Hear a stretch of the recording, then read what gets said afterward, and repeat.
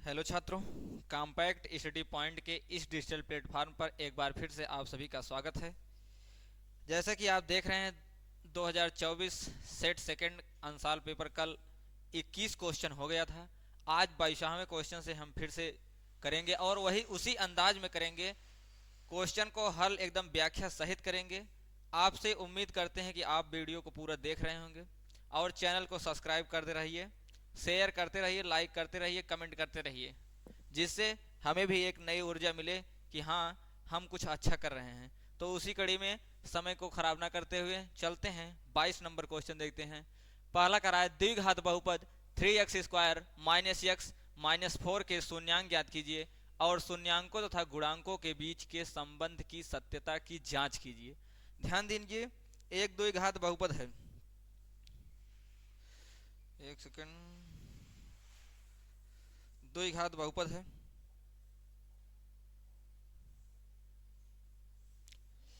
द्विघात बहुपद को हम लिखते हैं, क्या है, 3x² minus x minus 4।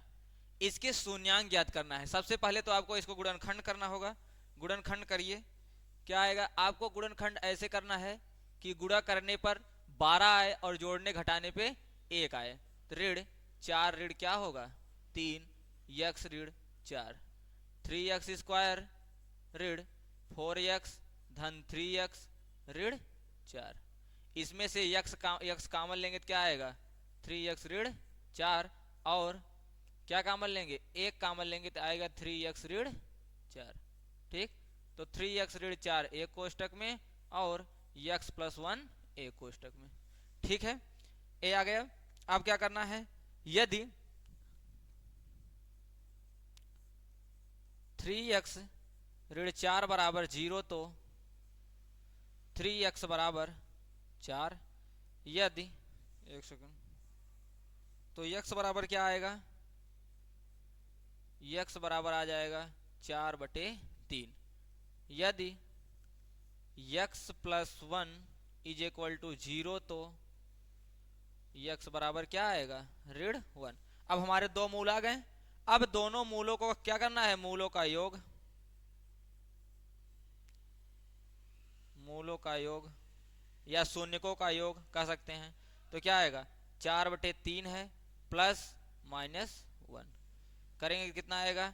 4/3 minus 1। LCM लेंगे 3, 4 माइनस 3 तो क्या आएगा? 1/3। ठीक, मूलों का गुणनफल करेंगे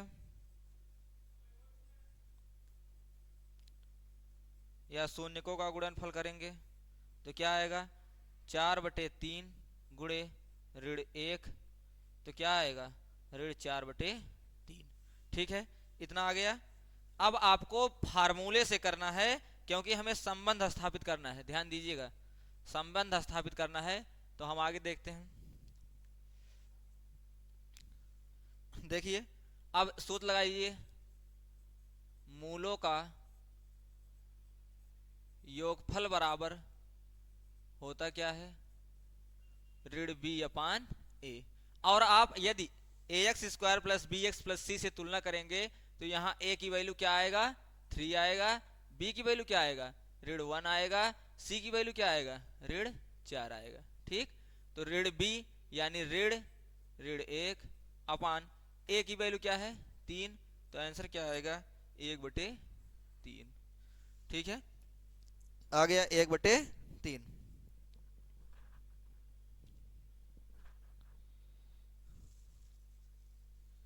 और मूलों का गुणनफल निकाल लीजिए या शून्यकों का गुणनफल निकाल लीजिए।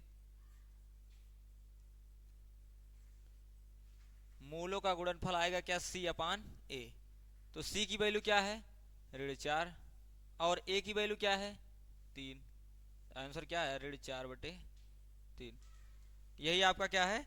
आंसर। और आप देखेंगे कि मूलों का गुणनफल और योगफल दोनों आपस में बराबर आ रहा है, अतः संबंध सही।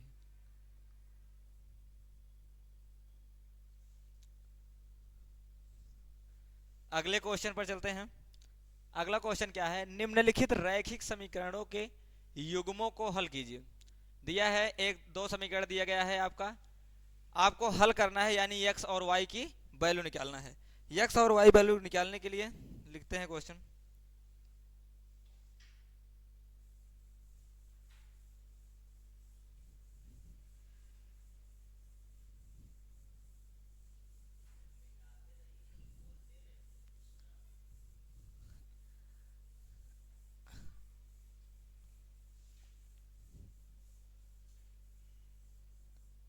रैखिक समीकरण क्या दिया गया है, देखिए 0.2x प्लस क्या दिया है 0.3y इज इक्वल टू 1.3, और क्या दिया है 0.4x minus 0.5y is equal to -0.7। देखिए दो समीकरण दिया गया है, अगर हम इसमें क्या करें, अगर 10 से गुणा कर देते हैं, अगर 10 से गुणा कर देते हैं तो ये समीकरण थोड़ा आसान हो जाएगा। चलिए ठीक है, हम समीकरण गुणा कर रहे हैं 1 और 2 मान करके। समीकरण 1 में 1 और 2 में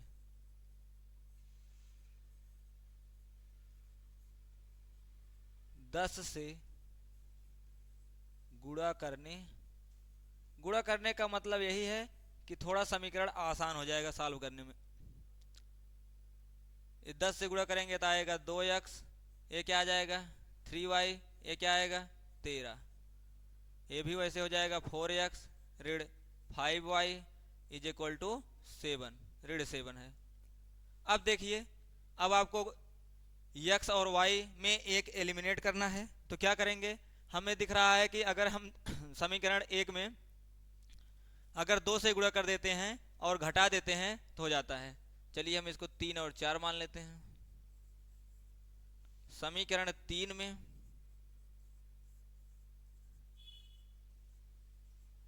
समीकरण 3 में 2 से गुणा करके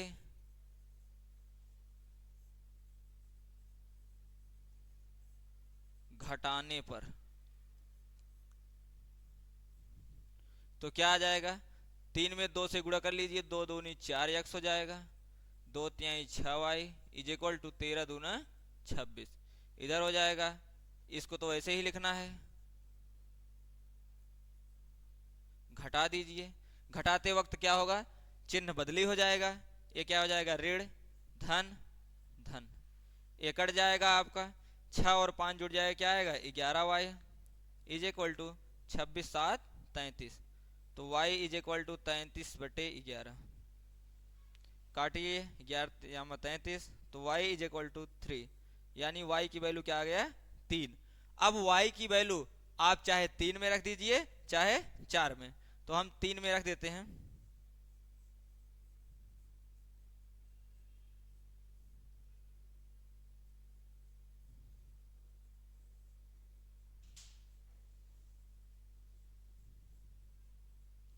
y का मान समीकरण 3 में रखने पर रखिए 4x प्लस 6 गुणे y की जगह 3 रखना है is equal to 26, 4x plus 18 is equal to 26, 4x बराबर 26 ऋण 18, आंसर क्या आएगा 4x बराबर 26 में से आप 18 घटाएंगे तो क्या आएगा 8 आएगा, और 4 से कटेगा 2, तो x बराबर क्या आ जाएगा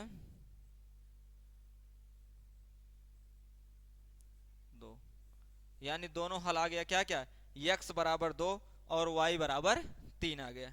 ठीक है, ये आपका हल हो गया। अगले सवाल की तरफ आप चलते हैं। कराए सिद्ध कीजिए कि बाह्य बिंदु से वृत्त पर खींची गई स्पर्श रेखाओं की लंबाइयां बराबर हैं।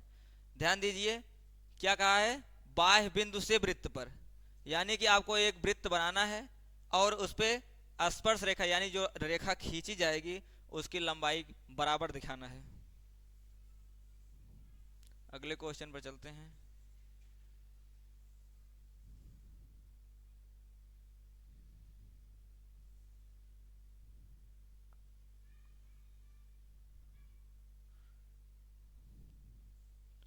क्या कह रहा है, 22 का गा है,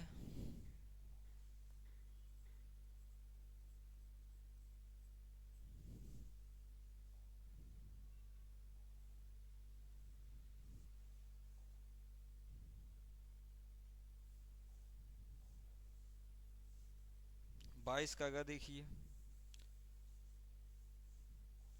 सिद्ध कीजिए कि बाह्य बिंदु से पहले आप एक वृत्त बना लीजिए। वृत्त हो गया, वृत्त पर खींची गई स्पर्श रेखाओं की लंबाई है, ध्यान दीजिए, ये आपका सेंटर है, यहां से एक रेखा खींच दे रहे हैं और स्पर्श रेखा देखिए यहां से आप स्पर्श करा दीजिए और ऐसे आपका क्या हो जाएगा इधर।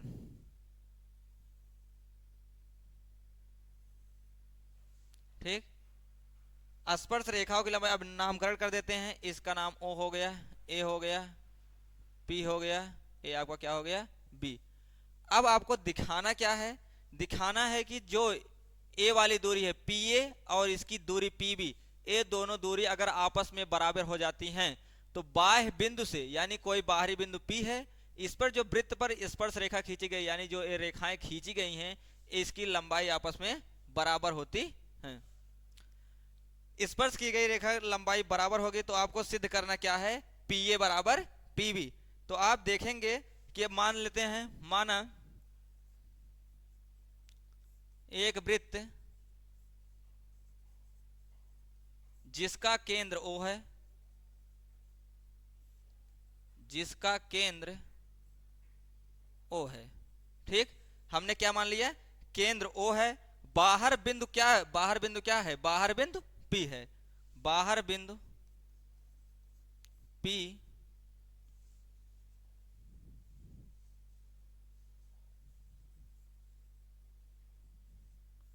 बाहर बिंदु P क्या है, P से वृत्त की स्पर्श रेखाएं, P से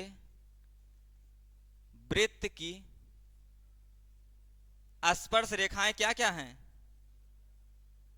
देखिए स्पर्श रेखाएं एक PA है और दूसरी क्या है, यही तो रेखा है जो स्पर्श कर रही है, PA है और क्या है PB, तो लिख दीजिए PA और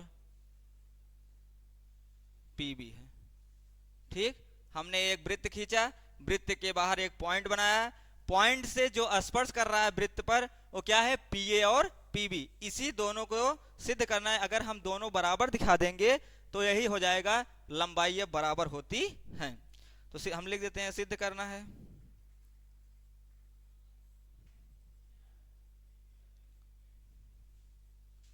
सिद्ध करना है PA बराबर PB। ठीक है, आपको सिद्ध करना है PA बराबर PB। देखिए थोड़ा ऊपर कर देते हैं,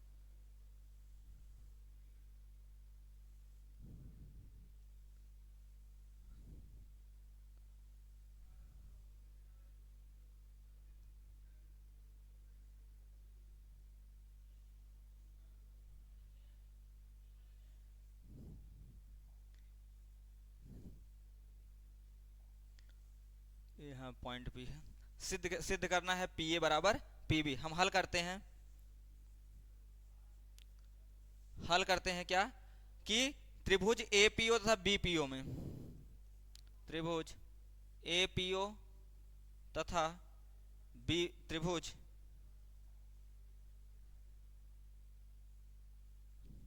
तथा त्रिभुज BPO में, अब आपको दिख रहा है APO, A है APO और BPO, दोनों त्रिभुज दिख रहा है। दोनों त्रिभुज में देख रहे हैं आप कोण, कोण क्या है, कोण OAP, कोण OAP बराबर कोण OBP। अच्छा कोई बता सकता है, कोण OAP और कोण OBP क्या है, प्रत्येक कोण 90 अंश के हैं। और देखिए OA बराबर OB, OA बराबर OB क्या हो गया, आपका त्रिज्या है तो त्रिज्या तो बराबर होगा ही, हम लिख दे रहे हैं त्रिज्या है, और ये क्या है 90 अंश, कोण है जो 90 अंश है। ठीक, 90 अंश है। OP बराबर, देखिए इसमें एक चीज कॉमन है दोनों त्रिभुज में, तो ये भी लिख दीजिए OP बराबर OP क्या है, उभयनिष्ठ है। OP बराबर OP क्या है, उभयनिष्ठ है। अब देखिए जब उभयनिष्ठ है तो त्रिभुज, त्रिभुज क्या क्या है APO, हमने क्या लिया था त्रिभुज APO तथा त्रिभुज क्या है, बीपीओ। ये दोनों क्या हैं, दोनों त्रिभुज क्या हैं, सर्वांगसम हैं। किससे, एक सेकेंड,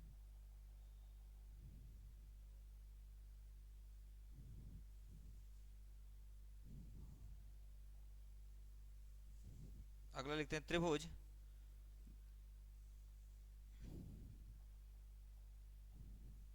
सर्वांगसम त्रिभुज बीपीओ। किससे, आरएचएस से। ठीक, आरएचएस से क्या हो गया, सर्वांगसम हो गया। तो पीए बराबर पीबी हो जाएगा किससे, सीपी सीटी से। ये आपका कक्षा 9 में पढ़ाया गया होगा, सीपी सीटी से। ठीक, चलते हैं हम, ये प्रूफ हो गया, बस यही दिखाना था। चलते हैं अगले क्वेश्चन पे। अगला क्वेश्चन क्या कर रहा है, एक त्रिभुज एबीसी की भुजा बीसी पर करा, एक त्रिभुज एबीसी की भुजा बीसी पर एक बिंदु डी इस प्रकार है कि कोण एडीसी बराबर कोण बीएसी है। तो सिद्ध करना है क्या, कि सी ए स्क्वायर बराबर सी बी गुणे सी डी। आपको यही सिद्ध करना है। देखिए, त्रिभुज एबीसी पहले बनाना पड़ेगा। एक मिनट,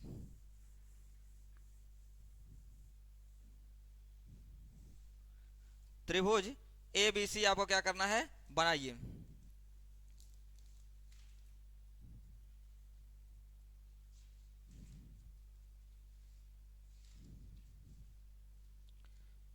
एक त्रिभुज एबीसी बनाते हैं।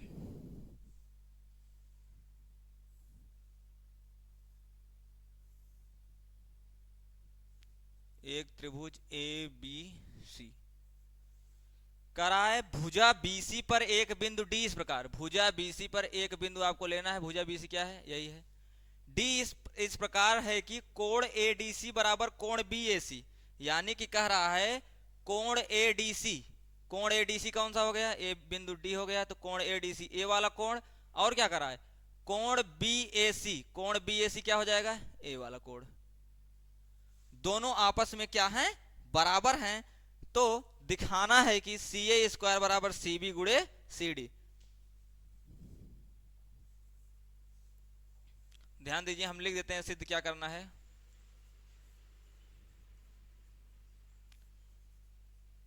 सिद्ध करना है क्या, सी ए स्क्वायर बराबर सी बी गुणे सी डी। ठीक है, और दिया क्या है,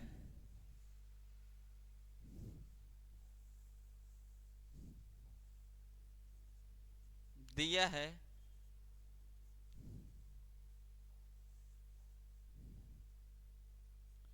क्या, दिया है कोण एडीसी, कोण एडीसी बराबर कोण बीएसी। ठीक है, ए आपका दिया गया है। अब आपको दो त्रिभुज दिख रहा होगा, त्रिभुज ए बी सी में, त्रिभुज ए बी सी में, और त्रिभुज किसमें, डी ए सी में। त्रिभुज डी ए सी में ए बी सी त्रिभुज और डी ए सी त्रिभुज। इसमें क्या कॉमन है, देखिए कोण बी ए सी, कोण बी ए सी, कोण बी ए सी बराबर है किसके, कोण ए डी सी, कोण ए डी सी। ये तो दिए ही है। ठीक है, अब अगला क्या है, कोण ए सी बी बराबर, कोण ए सी बी बराबर कोण डी सी ए। कोण ए सी बी, कोण ए सी बी, और क्या है, कोण डी सी ए।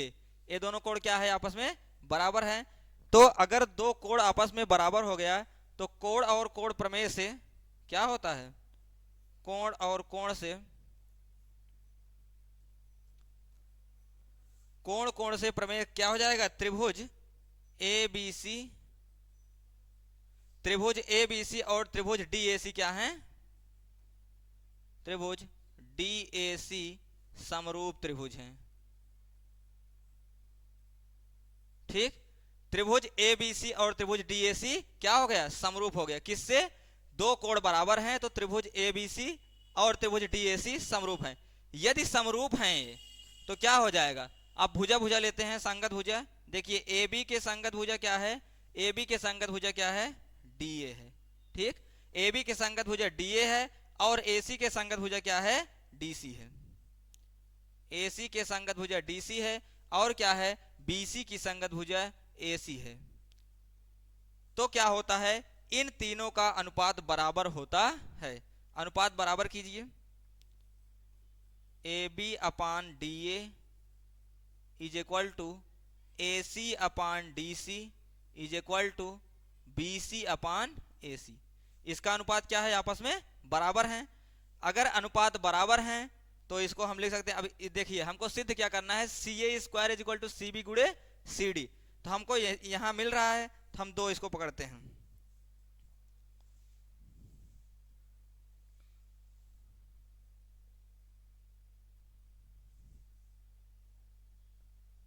आगे चलते हैं, लेते हैं ए सी अपान, यही दो ले रहे हैं, A C upon D C is equal to B C upon A C. ठीक, तीसरे से गुणा करिए, क्या आएगा, A C square is equal to B C गुणे डी सी। ठीक है, हम इसको उल्टा भी लिख सकते हैं, सी ए का square is equal to C B गुणे सी डी। यही हमको क्या करना था, प्रूफ करना था। ठीक, अगले सवाल पर चलते हैं। अगला सवाल क्या कर रहा है, निम्नलिखित बारंबारता सारणी का माध्य ज्ञात कीजिए। आपको माध्य ज्ञात करना है, पिछले वीडियो में ये सवाल कराया भी गया था। माध्य ज्ञात करने के लिए, माध्य ज्ञात करने के लिए हमने बताया था क्या करना है, आपको पहले वर्ग अंतराल दिया है, वर्ग अंतराल दिया है तो आप क्या निकाल लेंगे, मध्यमान निकाल लेंगे। मध्यमान कैसे निकालेंगे, हम बताए थे कि जो वर्ग अंतराल दिया गया है दोनों को जोड़ लीजिए, जोड़ने के बाद 2 से भाग कर दीजिए। ठीक है, वही जो हमारा आएगा वही क्या है, वर्ग अंतराल है। आप ऐसे वर्ग अंतराल पूरा निकाल सकते हैं। वर्ग अंतराल निकालने के बाद बारंबारता दिया ही है, दोनों का गुणा कर दीजिए। दोनों का गुणा करने के बाद ध्यान दीजिए, आपको दोनों का गुणा करने के बाद क्या आएगा, समेसन एफ एक्स आएगा। यानी दोनों को गुणा करेंगे तो एफ एक्स आएगा और जो गुणा करने पे आया है उसको पूरा आप जोड़ देंगे तो क्या आएगा, समेसन एफ एक्स आएगा। आप समेसन एफ एक्स को जोड़ लीजिएगा, फिर बारंबारता को जोड़ लीजिएगा। जोड़ने के बाद हमारा समांतर माध्य का सूत्र जो होता है वो होता है समेसन एफ एक्स अपान समेसन एफ। कहने का मतलब वर्ग बारंबारता और मध्यमान के गुणा करने के बाद उसको जोड़ करके और बारंबारता से आप भाग देंगे तो माध्य हमारा निकल जाएगा। ठीक है, चलते हैं अगले क्वेश्चन पर। एक पासे को एक बार फेंका जाता है, निम्नलिखित को प्राप्त करने की प्रायिकता ज्ञात कीजिए। करा है एक अभाज्य संख्या। ध्यान दीजिए, ये भी सवाल उस दिन कराए थे, आज भी देख लीजिए। क्या है, एक पासा है, अगर वो एक बार फेंका जाता है तो उसकी जो कंडीशन बनेगी वो यही बनेगा, 1 2 3 4 5 6। ठीक, अब इसमें कह रहा है पूरी घटना कितनी बार बनेगी, 6 कंडीशन बन रहा है, 1 2 3 4 5 6। और पूछ क्या रहा है, एक अभाज्य संख्या। अभाज्य संख्या क्या होती है, जो स्वयं से कटती है और एक से उसके अलावा किसी से नहीं कटती। तो उसमें क्या क्या है, 2 हो गया और क्या हो गया, 3 हो गया, क्या है 5 है। 2 3 5 यानी कुल कितनी संख्या है, 3। तो हम बताए थे अनुकूल परिणाम कितना है, 3 और संभव परिणाम कितने हैं, 6। तो 3/6 क्या आएगा, 1/2 यानी कि 1/2 आंसर हो जाएगा। ठीक है, फिर कह रहा है 2 और 6 के बीच स्थित कोई संख्या। 2 और 6 के बीच कितनी स्थित संख्याएं हैं, 3 4 5 6। यानी कि 2 और 6 के बीच स्थित संख्याएं पूछ रहा है। ध्यान दीजिए, 2 और 6 के बीच कितनी संख्याएं हैं, 3 हैं 4 हैं 5, 3 हैं 4 हैं 5 हैं। तो इसमें भी टोटल पर घटना अनुकूल कितने बन रहे हैं, 3 बार।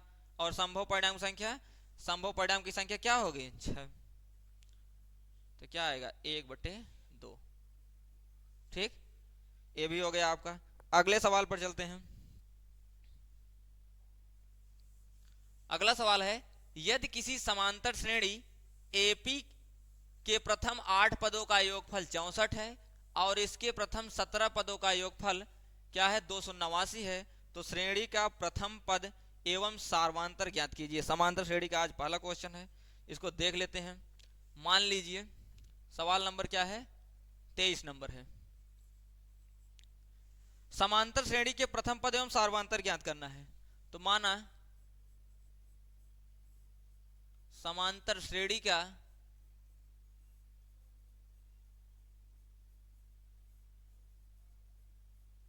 प्रथम पद ए और सार्वांतर क्या है, सार्वांतर डी है। ठीक, श्रेणी का प्रथम पद ए और सार्वांतर क्या है, डी है। देखिए n पदों का योगफल का जो सूत्र होता है क्या है, n/2 2a plus n - 1 into D. ठीक, अब 8 पदों का योगफल पूछ रहा है, 8वां पद लगाते हैं तो क्या होगा, यस 8 बराबर 8/2 2a प्लस 8 - 1 इंटू डी। ठीक, यही होगा। 8 पदों का योगफल दिया क्या है, इसमें 64 है, तो यहां 64 रख देते हैं। 64 बराबर 8/2 2a प्लस 7d। 8 से कटेगा 8, इधर मल्टीप्लाई हो जाएगा तो क्या हो जाएगा, 16 बराबर 2a प्लस 7d, समीकरण नंबर 1। ठीक है, अगला क्या कर रहा है, और इसके प्रथम 17 पदों का योगफल, इसके प्रथम 17 पदों का योगफल क्या दिया गया है, 289। इसको भी लगा लेते हैं, यह 17 is equal to 17/2 2a plus 17 - 1 into D. 289 दिया है, 289 is equal to 17/2 2a plus 16d। 17 से कटेगा, 17 का वर्ग ही होता है। ठीक है, अगर यहां से गुणा हो जाएगा 34 बराबर क्या हो जाएगा, 2a प्लस 16d, समीकरण नंबर 2। हमें a और d की वैल्यू निकालना है। क्या निकालना है, a और d की वैल्यू निकालना है। ठीक, हमें a और d की वैल्यू निकालना है। तो a और d की वैल्यू निकालने के लिए हमें क्या करना पड़ेगा, देख रहे हैं 2 समीकरण बन चुका है। तो देखिए समीकरण 1 में क्या है, 16 बराबर 2a प्लस 7d, इसको लिख लीजिए। 2a plus 7d is equal to 16, 2a plus 7d is equal to 2a plus 7d is equal to, अगला है क्या है 2a। अब देखिए दोनों को घटा दे रहे हैं, घटाने पर क्या होगा, चिन्ह बदलेगा, ये क्या हो जाएगा, कट जाएगा। अब आपका क्या है, 7 और 7 में से 16 घटेगा, क्या आएगा, -9d इज इक्वल टू 16 में से 34 घटाएंगे क्या आएगा, -18, और 9 दूनी 18, तो d का मान क्या आया, 2। अब d का मान आ गया, हमें a की वैल्यू निकालना है। तो d का मान समीकरण 1 में रखने पर, d का मान समीकरण 1 में रखने पर, d का मान समीकरण 1 में रखेंगे तो क्या हो जाएगा, 2a plus 17d is equal to 7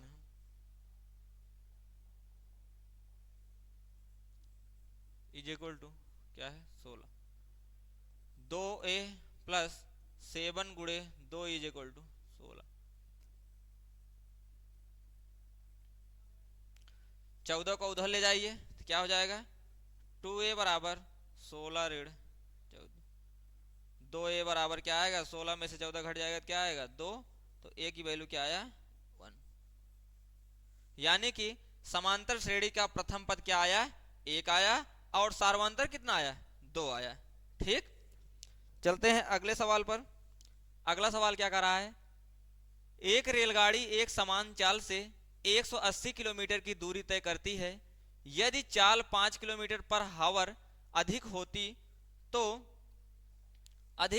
तो वह उसी यात्रा में 1/2 घंटा कम लेती। रेलगाड़ी की चाल ज्ञात कीजिए। आपको रेलगाड़ी की चाल निकालना है।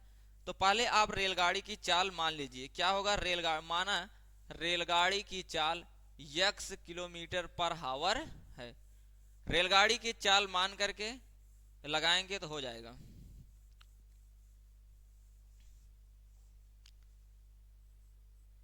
माना रेलगाड़ी की चाल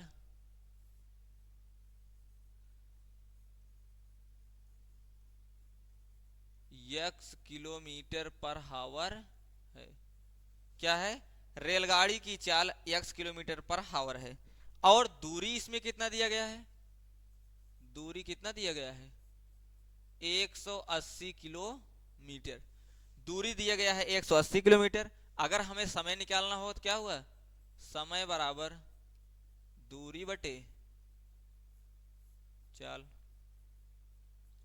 तो समय कितना, दूरी कितना है 180, चाल कितना है यक्स, तो 180 बटे यक्स हो जाएगा। ठीक है, ये पहली दूरी आई, पहला समय आया। दूसरा, अब देखिए क्या कर रहा है, यदि चाल 5 किलोमीटर पर घंटा अधिक होती, चाल को 5 किलोमीटर पर हावर बढ़ाने पर, यदि बढ़ा देंगे तो क्या हो जाएगा, यक्स पहले था 5 बढ़ गया, यक्स प्लस 5 किलोमीटर पर हावर। ठीक, यक्स प्लस 5 किलोमीटर पर हावर हो गया। ठीक है, अब इसका समय निकाल लेंगे तो समय बराबर, ध्यान दीजिएगा ये चाल बढ़ाने पर हुआ है, समय बराबर दूरी बटे चाल। फिर क्या आएगा, दूरी आपका वही है 180, चाल क्या हो गया x प्लस 5। ठीक है, अब क्या कर रहा है, प्रश्न क्या कर रहा है, कह रहा है वह उसी यात्रा में अगर 1/2 घंटा कम लेती तो रेलगाड़ी की चाल ज्ञात कीजिए। हम दोनों को घटा देंगे तो आंसर हमारा आ जाएगा। प्रश्नानुसार क्या है, 180 बटे x माइनस 180 बटे x plus 5 is equal to 1/2। LCM लीजिए, x प्लस 5, x प्लस 5 क्या हो गया, एलसीएम हो गया। तो 180 x प्लस 5 माइनस x गुणे 180 इज इक्वल टू 1/2। ठीक है, गुणा कर लीजिए 180x, इसका गुणा करेंगे 5 8 40, 0 से लगा 4, 5 1 5, 5 4 क्या हो जाएगा 9, माइनस 180x, नीचे भी गुणा होगा x square plus 5x is equal to 1/2 होगा। ठीक है, 180x से कट जाएगा, बचेगा क्या, 900 बटे x square plus 5x is equal to 1/2। तिरछा तिरछा गुणा कर दे रहे हैं, गुणा करने के बाद देखते हैं क्या आता है।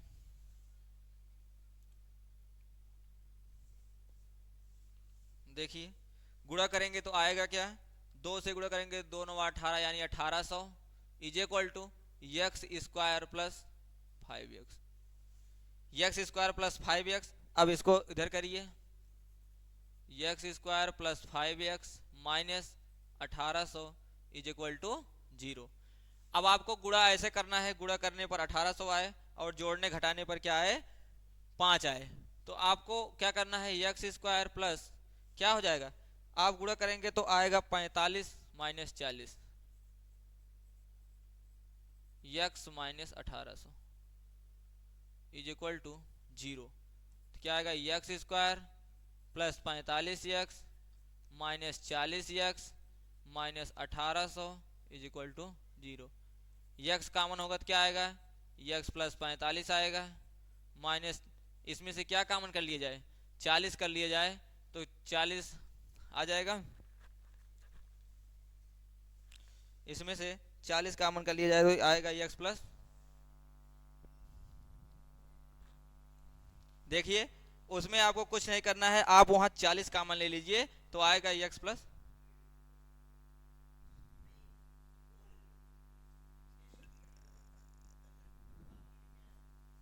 चलिए ठीक है, इस ये सवाल आप 40 कॉमन ले लीजिएगा तो उसमें जो कॉमन आएगा x प्लस 45 और x माइनस 40 आएगा, तो उसके बाद x माइनस 40 इक्वल टू 0 हो जाएगा। तो x बराबर हमारा क्या आएगा 40। तो हमारी रेलगाड़ी की चाल क्या आ गई 40 किलोमीटर पर हावर। ठीक है, लाइट प्रॉब्लम के कारण डिजिटल बोर्ड बंद हो गया है। आगे की क्लासेस अभी स्टार्ट की जाएगी लाइट आने के बाद। तब तक के लिए धन्यवाद।